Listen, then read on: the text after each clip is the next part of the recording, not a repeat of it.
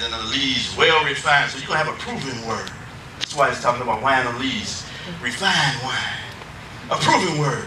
Sure. No fluff, no buff. Just straight scriptures. Just the voice of the Spirit. A feast of fat things. Oh, there you were. Go to 7. Y'all ain't excited yet. Now you're going to get excited right here. I'll tell you that you about to light the place up. I'm serious. And what? And he will destroy in this mountain the face of the covering. The who? The covering on the face. In this mountain, he's going to destroy the cover that's on your face over all people. One translation said the veil cast over all people. See, when we didn't know Jesus is Lord, there was a veil on us. There was a veil on our understanding. We were limited in how we could perceive the things of God. And I'm here to tell you, saints, in some places, in some churches, there's a veil of religion that's still on us. There's a veil of tradition. The veil of doctrines of men. Amen. Most folks have dealt with the veil of the work of the flesh. Most of them. The work of darkness. But there's a veil that's still on our mind.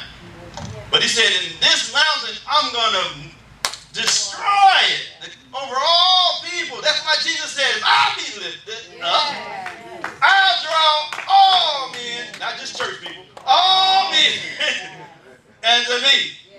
Why? Because in this mountain, the veil that was once cast over all people, everybody, nation, kindred, tribes, tongues, have access to them, not just to elite people. We want to take it, what God has provided for everybody, take it back and give it to another people.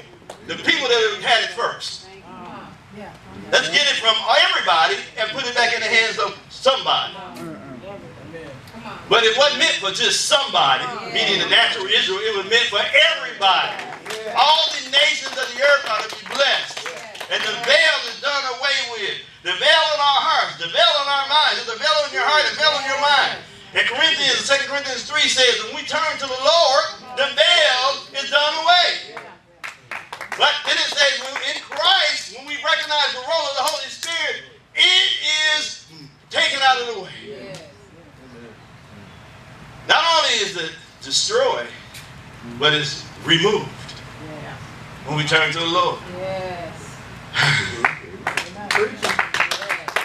And the veil that is spread over all nations is going to be destroyed in this mountain. The veil is rent, y'all. You have a right to God. Yes, sir. Yes, sir. That is what the true apocalypse, some of the things I'm going to share this morning, that is what the true apocalypse is all about. So throw out your left behind 1, 2, 3, 4, 5, 6, and 7. And the one that he talks about coming up. But if you want to, you can go to, if you want to, you don't have anything to do that night, get you some popcorn, and just enjoy the show.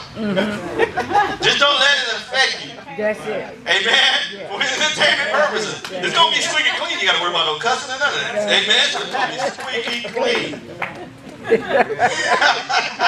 I've done it before. I looked at 1, 2, and 3. I was having a field day. That just looks so good, don't it? No. Let me hurry up.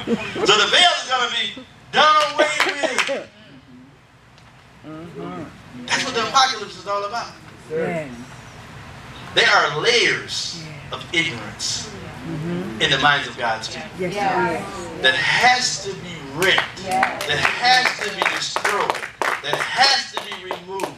You can sit on the word over and over. That's why I can, this thing I've brought it before, not on this level.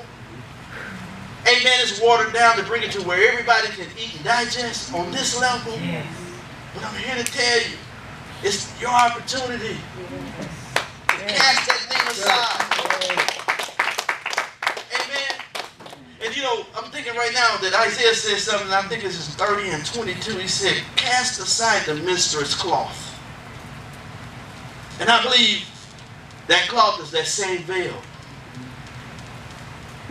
I don't know, I just heard it in the Holy Spirit. Just go, if you in Isaiah 25, just go to your right.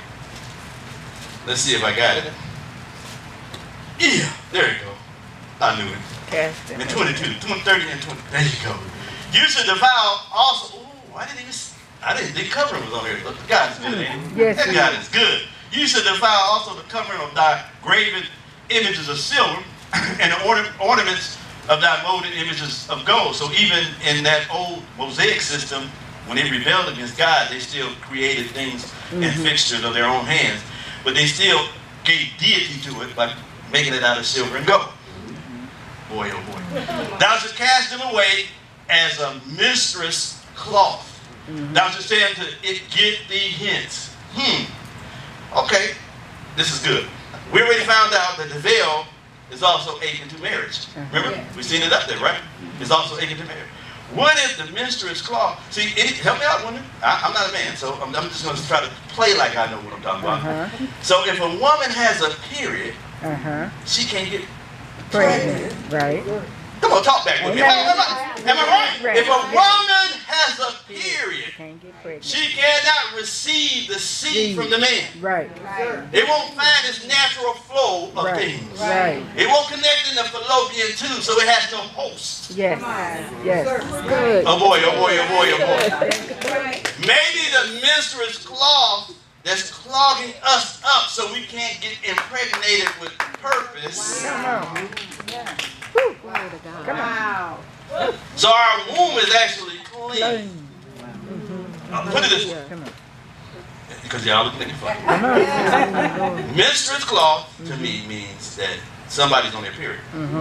They're going through a cycle. I hate to say period, but let's just be professional. Right. Menstrual cycle. So if it's a menstrual cycle, that means that normally it means that the seed doesn't have rite of passage because of the blood flow is washing away the seed from the man. Yes. Which means that there is no opportunity for impregnation or conception. We've been called to receive his engrafted word, which is a seed, an incorruptible seed, the word of God that liveth in the body forever. It has to connect to me and have a place in me. But if I got idols and images, oh, come on. Things I've conjured up. Come on, y'all know y'all got your own brand of Christianity. Sometimes I say, well, we got prophetic classes and you're supposed to be here, but you're not here. And we got prayer on Tuesdays, corporate prayer, you're supposed to be here, but you're not. Maybe you're still stuck underneath that menstruous cloth. And you're trying to figure out why you stale and can't get impregnated with the purpose that God spoke concerning your life. Because that cloth, the stench of it is still there. Jesus. I can feel people ready to run. Submit to God. Submit to his word. And whatever's in you right now will flee. Jeez. It's deliverance right now. But I just said deliverance. God wants us to be impregnated. The Bible says being born again. It don't mean to be born again. So too many of us are settled on a confession and an altar call. It's being. We go from glory to glory, from strength to strength, from faith to faith. We're always progressing. We're always moving. We're always evolving. Not just New Age terms. What time is it?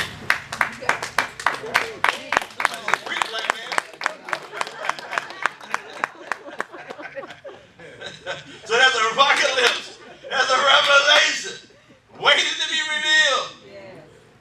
But there's some things that have to be worked out of us.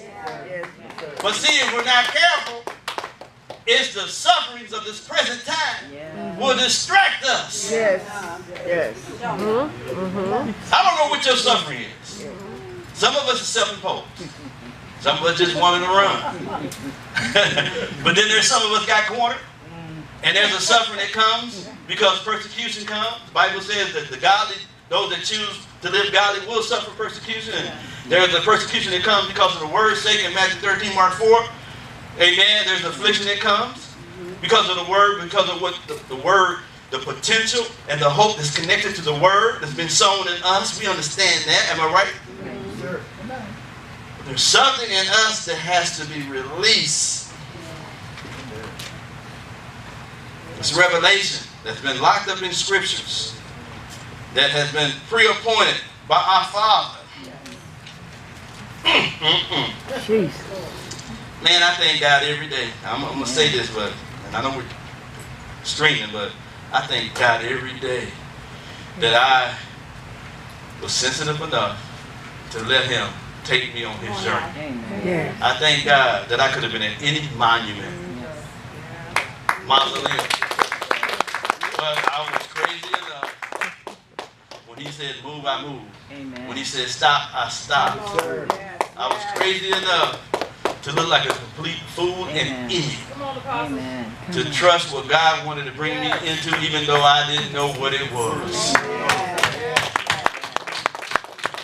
I thank God for men and women that prophesied to me when I was on the precipice of coming into fivefold ministry. I was just a minister. I thank God for prophetic voice like Peter Randall. Some of you don't know nothing about him. He used to be at Apostle Hinton's church, and he's an old school. He ain't on TV, but the brother would prophesy you up under the chairs. He was an accurate prophet. Sister them familiar with this brother. You know him? See, oh wow, look at that. She know him. Bad brother. Yeah. Yeah, that prophetic was like. He prophesied to me some years ago before I even thought about ministry. He said, "Man, he gave me hope." I was looking at it over this week. I was sharing with my wife some of the things. I wrote them out back then. I'm still praying. Yeah. Way back, like 90, 95. Was it 95 he's prophesied to me? Some of the things I'm in right now. That religion would not rest on me. The denomination would not rest on me. You will be unique. And you will know what sonship is all about. If you kept, remember everything he said, sonship. You